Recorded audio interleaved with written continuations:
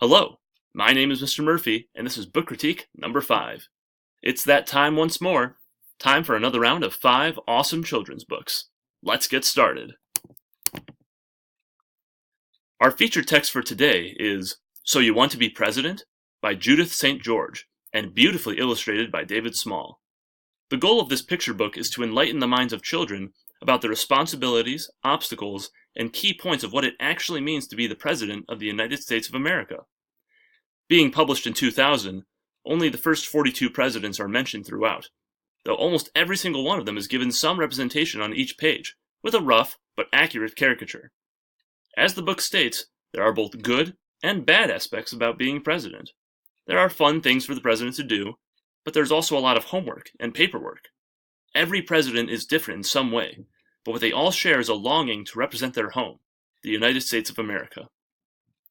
The presidency is a hot topic in today's society. There's a lot that is unknown or misinterpreted, and therefore not explained properly, especially to children, about the role of president. What is so great about this book, however, is that the topic is not just split between Democrats and Republicans. In fact, there's no bias whatsoever.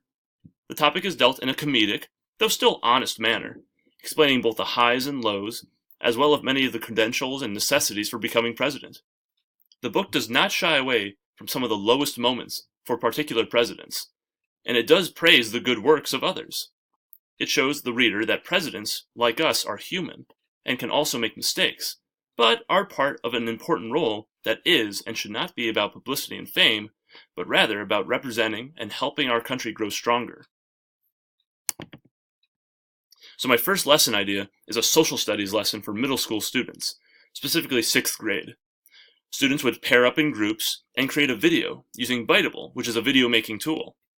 This video would briefly discuss a president of the group's choice, along with what he is famous for, what he is infamous for, and most importantly, what he contributed to the United States of America.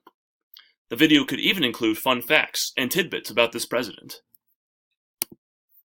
Now, what I really love about Biteable is the amount of customization. There's so much you can do with your video to make it unique and stand out from others, and there are so many templates to choose from.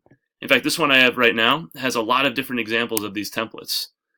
A lot of them have these animated pictures that go along with the words that you can choose to put in. There's a really cool claymation one that I really like. There's one with like cartoons like this bear. Just a lot of fun variety to choose from. You can even choose the color of your template. You can choose things like the music that plays in the background, and so much more. So I really recommend using this tool. It's really great.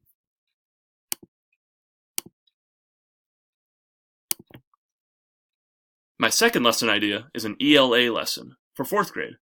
For this writing lesson, students would be able to write a short opinion piece on why they'd make a good president.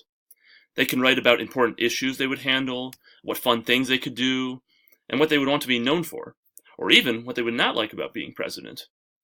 And finally, like the book, they could even draw a picture of themselves as a caricature, imitating the exaggerated art style.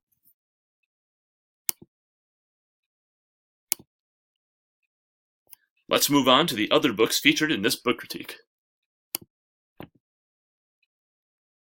This book will not be fun, says a simple, boring mouse, who is quite satisfied with everything boring. He even acknowledges that the book like this could not possibly hold anything exciting whatsoever. Little does he know the amount of non-boring things coming his way, including flying whales, kung fu fighting worms, and having to read the words of the book in all sorts of places on the page. It's a book that teaches kids that reading is never boring.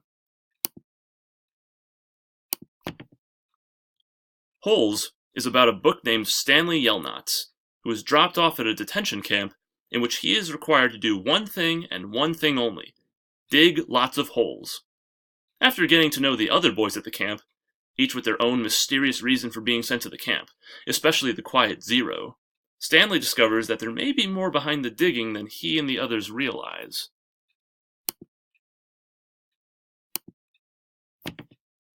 With a title like Pete with No Pants, what child would not be immediately intrigued? This story is about a young elephant who decides to not be an elephant, but rather be things like a boulder, or a cloud, or even a squirrel. After all, he's big, he's gray, and he does not wear the pants that his mother makes him wear. But when no one wants to answer his knock-knock jokes, he realizes that something is not right. It is up to his mother to show him that he is special the way he is, and why it's so important for him to wear pants.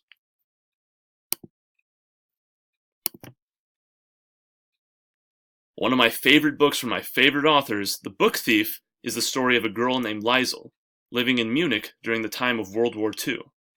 Exposed to the many horrors of the war and the Nazi regime, and witness to the decaying political situation, she finds both comfort and wonder in the magic of books, of reading and writing, being taught by a Jewish fistfighter.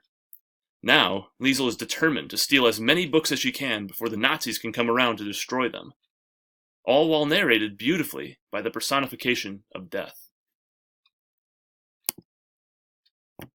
And with that, those are the 5 books featured in this 5th book critique. Thanks for watching!